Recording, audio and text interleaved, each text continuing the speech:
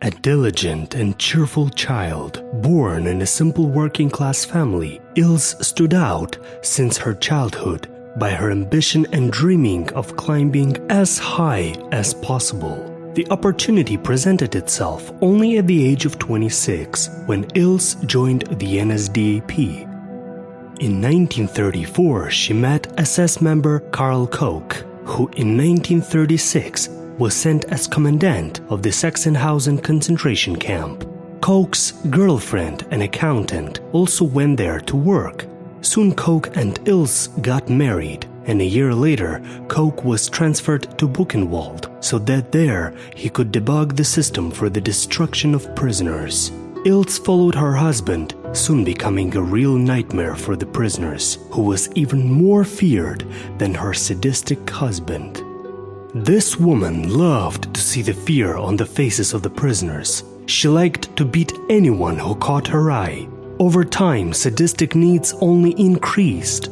At first, Ilse Koch had fun finding pregnant women and setting dogs on them. And then, the sadist finally found something to her liking. On her orders, people with tattoos were found among the prisoners of the concentration camp. If Ilse liked the drawing, the prisoner was killed, after which the skin with the drawing was removed and sent to dressing specialists.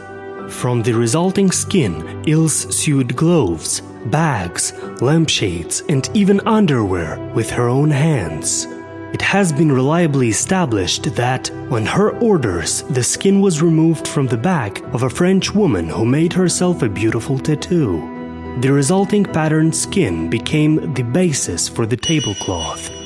On August 24th of 1942, the husband of the Buchenwald witch was unlucky. Karl Koch was arrested for embezzlement, and other SS crimes were also uncovered. As a result, Karl Koch was sentenced to death. The sentence was carried out in April of 1945. Ilse Koch also did not escape the accusation of embezzlement, but for some reason she was released, which made it possible to meet the end of the war in the status of a victim of the regime. But the court did not believe this fairy tale, and Ilse Koch was sentenced to life imprisonment. However, the military commandant of the American occupation zone in Germany, General Lucius Clay, decided that the testimony about the atrocities of Ilse Koch in Buchenwald was insufficient, so Koch was released.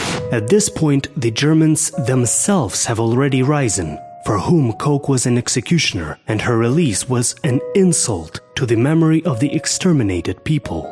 In November of 1950, a new trial of Ilse Koch took place, which ended with a sentence, life imprisonment, without the possibility of being released.